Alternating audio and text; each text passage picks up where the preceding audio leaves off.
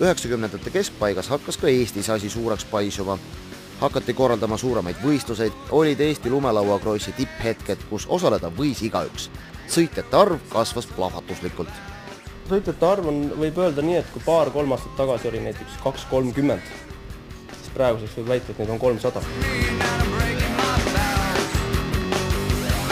Esimesed minu jaoks oli kindlasti Freimut, Maik, Kika, Sõrak. Need on sellised tipptegijad.